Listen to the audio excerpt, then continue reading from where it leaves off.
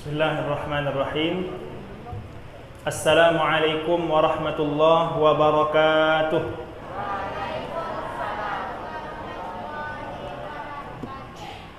Alhamdulillahilladzi hadana lihadza wa ma kunna linahtadiya laula an hadanallah. Asyhadu an la ilaha illallah wahdahu la syarikalah wa asyhadu anna Muhammadan abduhu wa rasuluh.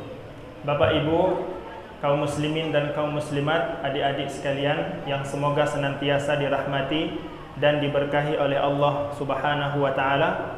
Alhamdulillah, pada malam hari ini kita bersyukur dan memuji Allah Subhanahu wa taala karena kita masih dipilih oleh Allah Subhanahu wa taala sebagai orang-orang yang istiqomah menghidupkan malam-malam bulan Ramadan, apalagi saat ini adalah bagian dari 10 terakhir dari Ramadan, yang mana Rasulullah sallallahu alaihi wasallam ketika masuk 10 terakhir Ramadan itu semakin bersungguh-sungguh beribadah karena di situ ada harapan mendapatkan Lailatul Qadar, terutama malam ini juga malam ganjil.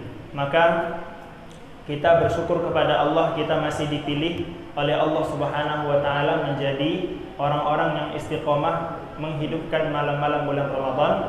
Semoga Allah Subhanahu wa taala mengaruniakan kepada kita semua keberkahan malam Lailatul Qadar, amin ya rabbal alamin.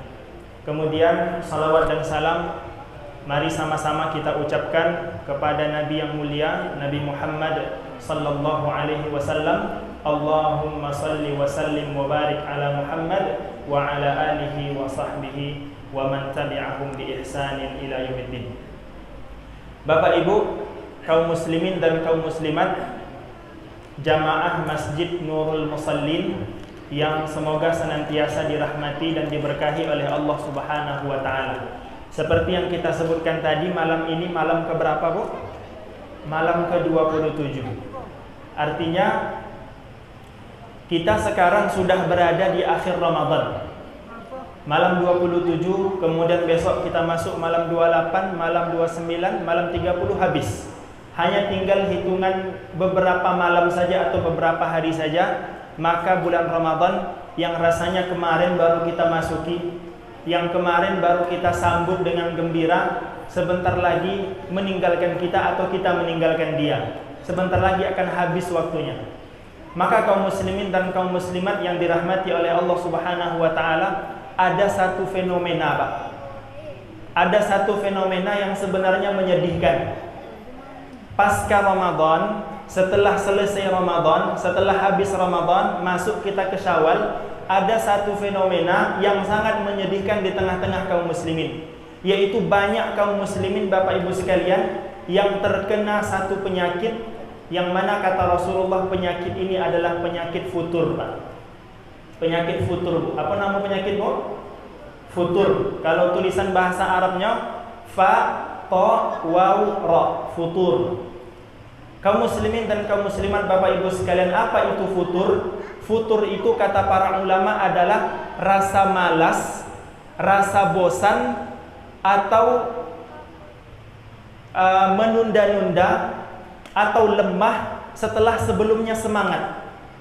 Setelah sebelumnya kaum muslimin selama 1 bulan semangat beribadah kepada Allah, segala macam bentuk ibadah dan ketaatan dia lakukan. Salat 5 waktu, salat malam, membaca Quran, zikir, sedekah, berbagi. Kemudian setelah selesai Ramadan ada satu fenomena, banyak kaum muslimin yang terkena penyakit futur ini, yaitu mulai malas, mulai bosan, kemudian tidak semangat lagi beribadah kepada Allah Subhanahu wa taala pasca Ramadan, setelah Ramadan usai dan selesai. Nah, kaum muslimin yang dirahmati oleh Allah Subhanahu wa taala, memang penyakit ini, Pak, penyakit futur ini Rasulullah sendiri yang mengatakan menimpa kebanyakan orang, kecuali orang-orang yang Allah berikan taufiknya. Apa kata Rasul kita? Kata Rasulullah sallallahu alaihi wasallam, "Inna likulli amalin syarrah." Setiap amal itu ada masa semangatnya. Contohnya seperti di masa-masa hari-hari di bulan Ramadan itu, banyak kaum muslimin semangat melakukan kebaikan-kebaikan dan ibadah. Memang ada masanya kata Rasulullah. Tapi ingat kata Rasulullah, walikulli syarratin fatrah. Dan setiap masa semangat beribadah itu ada masa jenuhnya, Pak. Ada masa malas dan bosannya, Bu. Ya, sehingga kaum muslimin merasa ya tidak semangat lagi untuk melakukan suatu ibadah. Kemudian apa kata Rasul kita? Kata Rasulullah, faman kanat fatratuhu ila sunnati faqad ihtada. Siapa yang ketika datang masa futurnya, masa malasnya, masa jenuhnya, tapi dia tetap berada di atas sunnahku, kata Rasulullah, maka dia mendapatkan petunjuk.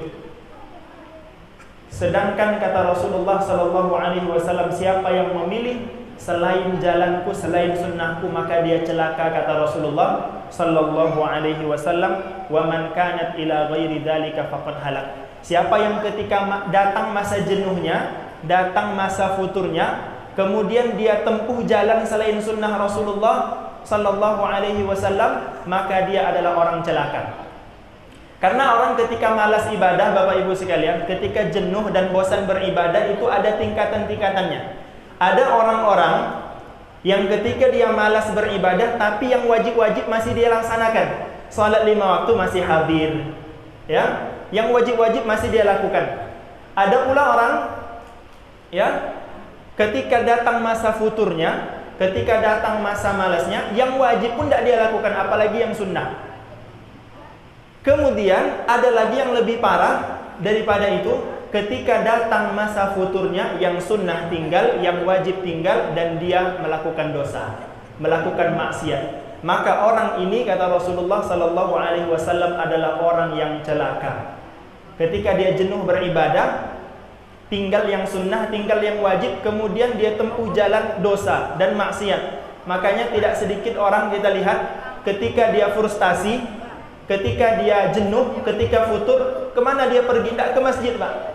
Bukan ke masjid, bukan mendatangi majelis ilmu. Pergi dia ke tempat-tempat mabuk-mabukan, pergi ke tempat-tempat karaoke, pergi ke tempat-tempat diskotik, pergi ke tempat-tempat yang melalaikan. Tidak sedikit orang yang seperti itu ketika datang masa futur dan masa jenuhnya. Maka ini adalah orang yang celaka, kata Rasulullah sallallahu alaihi wasallam. Kaum muslimin dan kaum muslimat, Bapak Ibu yang dimuliakan oleh Allah Subhanahu wa taala, maka nanti setelah selesai Ramadan, kita lihat diri kita, Pak. Kita lihat diri kita, Bu. Masihkah kita semangat melakukan ibadah-ibadah yang kita lakukan di bulan Ramadan atau tidak? Kalau tidak, maka kita pelajari sebab-sebabnya. Sekarang masjid-masjid penuh, Bapak Ibu sekalian. Salat 5 waktu penuh, salat subuhnya penuh, salat zuhurnya banyak yang datang. Nanti pasca Ramadan, ini fenomena setiap tahun terjadi, Bapak Ibu sekalian. Masjid mulai sunyi lagi, mulai sepi lagi. Jangankan yang sunnah-sunnah, salat malam, salat tarawih ini, yang wajib-wajib saja, salat 5 waktu itu sudah jarang dilakukan oleh kaum muslimin pasca Ramadan. Setelah selesai Ramadan, ini fenomena yang menyedihkan, Bapak Ibu sekalian. Maka apa sebabnya? Kenapa kaum muslimin setelah selesai Ramadan mulai malas beribadah? Jangankan melakukan yang sunnah, yang wajib saja sudah malas atau bosan, jenuh, futur. Maka di antara sebabnya kaum muslimin yang dirahmati oleh Allah Subhanahu wa taala, bisa jadi orang ini, Pak, orang ini, Bu, kenapa dia setelah Ramadan tidak lagi beribadah? Maka dikhawatirkan ibadah dia di bulan Ramadan itu, Pak, tidak ikhlas. Cuman karena ikut-ikutan. Ramai orang ke masjid, ikut-ikutan dia. Ramai orang baca Quran, tadarus, ikut pula dia. Ramai orang yang membagikan takjil perbukaan, ikut pula dia. Banyak orang yang sedekah, mengisi kotak infak, ikut pula dia. Maka dikhawatirkan orang-orang yang setelah selesai Ramadan tidak beribadah lagi, dicurigai, Pak. Dicurigai jangan-jangan ibadah dia di bulan Ramadan itu bukan karena Allah Subhanahu wa taala, tapi karena ikut-ikutan banyak orang. Karena mengikut banyak orang. Bersedekah orang, bersedekah pula dia. Salat orang, salat pula dia. Sehingga setelah selesai Ramadan, orang tidak pergi ke masjid, dia pun salat di rumah, tidak pergi lagi ke masjid. Itu yang pertama. Bisa jadi ibadah Ramadannya itu dia lakukan tidak ikhlas karena Allah Subhanahu wa taala. Kemudian Bapak Ibu yang dimuliakan oleh Allah Subhanahu wa taala, kenapa kebanyakan kaum muslimin juga pasca Ramadan ya sudah mulai lemah, dan malas beribadah? Karena setelah Ramadan banyak kaum muslimin yang mulai lemah imannya. Mulai lemah imannya. Ketika di bulan Ramadan imannya dicas, ketakwaan meningkat, sehingga semangat untuk beribadah itu luar biasa. Khatam Al-Quran berkali-kali, sampai 3 kali, sampai 5 kali mungkin. Setelah selesai Ramadan, tidak dibuka lagi Al-Quran. Sebabnya adalah karena setelah Ramadan banyak yang lemah imannya, yang menipis imannya. Apa sebab? Sebabnya adalah karena mulai melakukan dosa dan maksiat lagi, Pak. Karena iman kita itu, iman manusia itu kadang naik, kadang turun. Yazid wa yanqus. Kadang naik, kadang meningkat, kadang turun, Pak. Kadang berkurang. Apa kata para ulama? Yazidu bit ta'ati wa yanqusu bil ma'siyah. Iman itu bertambah dengan ketaatan dan berkurang karena maksiat. Jadi kalau banyak orang bermaksiat maka lemah imannya. Ketika imannya lemah, tidak ada lagi dorongan dan semangat motivasi untuk melakukan ibadah. Maka kaum muslimin yang dirahmati oleh Allah Subhanahu wa taala, di antara sebab mengapa banyak kaum muslimin yang setelah Ramadan mulai malas dan bosan beribadah, sebab dia sudah mulai kembali melakukan dosa-dosa. Dan biasanya kaum muslimin dimulai dari dosa-dosa kecil. Pas di Ramadan mungkin banyak dimatikan TV pada ide lebar. TV di rumah dimatikan. Baca Quran di rumah, berzikir di rumah, TV jarang hidup. Setelah selesai nanti Ramadan mulai lagi menonton TV, mulai lagi menonton media-media sosial, sehingga di situ ditampilkan acara-acara yang kurang bermanfaat atau tidak bermanfaat atau mengandung dosa, bahkan ditampilkan aurat-aurat, ya, ditampilkan musik-musik dan lain sebagainya, berita-berita gosip, berita-berita ghibah, menggunjing dan lain sebagainya, itu kita dengar. Dimulai dari dosa-dosa kecil, akhirnya terus meningkat menjadi dosa besar. Iman lemah, tidak semangat lagi beribadah. Ya, makanya kata Rasulullah sallallahu alaihi wasallam di dalam sebuah hadis, apabila seorang mukmin itu melakukan dosa, kata Rasulullah, muncul titik hitam di dalam hatinya. Muncul titik hitam, biasanya dimulai dari dosa-dosa kecil tanpa kita sadari. Muncul titik hitam dalam hatinya, kata Rasulullah. Ketika dia bertaubat, beristighfar, ditinggalkannya dosa itu, kembali cemerlang lagi hatinya, suci lagi, bersih lagi. Kalau ditambah terus, ketagihan terus melakukan dosa, maka akan terus bertambah titik-titik hitam di dalam hatinya. Ketika dia lakukan terus-menerus, bisa jadi hatinya ini akan hitam terus, sehingga tidak masuk lagi nasihat. Ketika mendengar kajian, mendengar wirid, mendengar ceramah, mendengar khutbah, tidak berbekas lagi dalam hati. Kenapa? Karena sudah tertutup dengan noda-noda dan titik-titik hitam tadi, sehingga tidak ada lagi dorongan dan semangat untuk beribadah. Makanya ada sebagian ulama, seperti ada seseorang datang kepada Al-Hasanul Basri, Pak. Dia mengadu kepada Al-Hasanul Basri. Dia mengatakan, kondisi badan saya sehat-sehat tadi malam, tapi saya tidak mau dan tidak ada dorongan melakukan salat malam. Tidak ada dorongan melakukan salat tahajud. Apa sebab, wahai Imam Al-Hasanul Basri? Apa kata Al-Hasanul Basri? Kata beliau, dzunubuka qayyadatka. Sesungguhnya yang menghalangimu melakukan salat malam itu adalah dosa-dosa.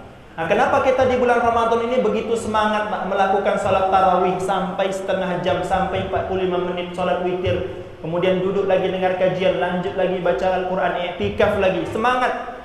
Karena siang hari kita tidak kita isi dengan dosa, kita isi dengan puasa, dengan ibadah kepada Allah, sehingga ada dorongan. Tapi kalau orang yang di siang harinya melakukan dosa, mustahil di malam harinya dia mau melakukan salat malam. Begitu juga Sufyan Ats-Tsauri, salah seorang tabi'in, pernah berkata, Bapak Ibu sekalian, hurimtu, saya dihalangi qiyamal lail, melakukan salat malam. Kata Al-Imam Sufyan Ats-Tsauri, saya terhalang melakukan salat malam selama 5 bulan. 5 bulan tidak salat malam, seorang ulama, Sufyan Ats-Tsauri. Kemudian ditanya dia oleh orang-orang di sekitarnya, apa sebabnya? Kenapa engkau terhalang melakukan salat malam segitu panjangnya sampai 5 bulan? Katanya apa? ra'aitu rajulan yabki faqultu fi nafsi hadza mura'in. Karena satu dosa yang aku lakukan. Apa dosanya? Katanya, saya pernah melihat ada seorang laki-laki menangis. Mungkin dia berdoa, menangis. Terus muncul dari dalam hatinya prasangka buruk, Pak. Orang ini menangis, ini karena riya, karena dilihat oleh orang. Itu dosanya, Pak. Bukan dosa yang besar, hanya karena suudzon dengan saudaranya. Nampak kawan menangis, atau sampai dalam hati, kok riya, tidak tulus nangisnya.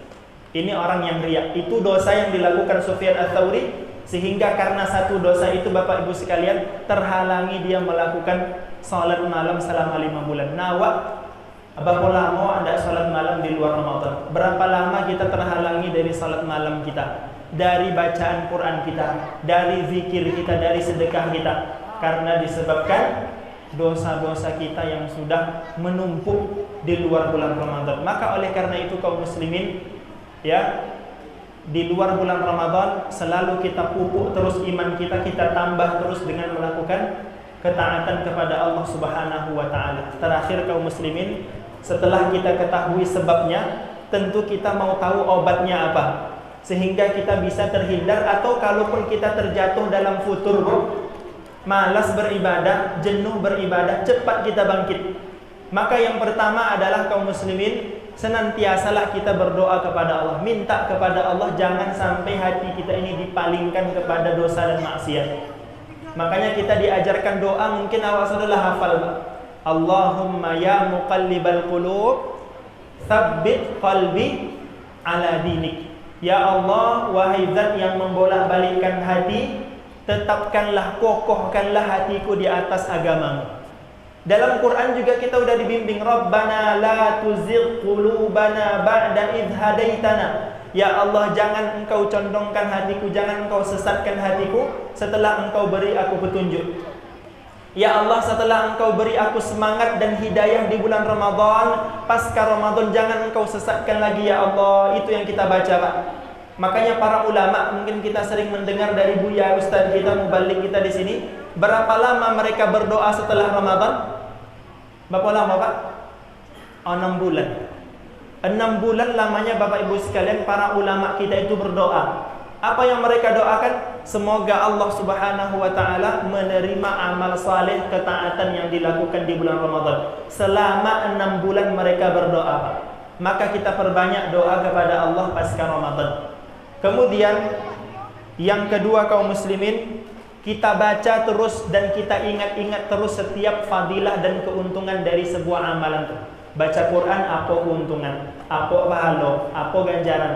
Salat sunnah apa pula pahalanya, apa pula ganjarannya. Sedekah apa pahalanya. Karena ketika kita tahu pahala dan ganjaran atau fadilah dari suatu amalan, itu kita muncul dorongan untuk melakukan amalan-amalan tersebut. Kemudian yang terakhir kaum muslimin yang dirahmati oleh Allah Subhanahu wa taala, kalaupun seandainya kita terkena penyakit futur tadi, maka paling minimal, Pak, paling minimal, Bu, jangan sampai tinggal yang wajib, jangan sampai tinggal yang fardu. Yang sunnah bolehlah tinggal untuk beberapa hari, mungkin malas baca Quran, tinggalkan, tidak apa-apa. Atau malas sholat sunnah, malas sholat malam, untuk beberapa saat tidak masalah. Karena memang ada masanya malas itu, kata Rasulullah. Tapi yang wajib jangan sampai tinggal, Pak. Yang fardu jangan sampai tinggal, sehingga kita cepat bangkit dari rasa jenuh dan malas kita atau futur kita tadi.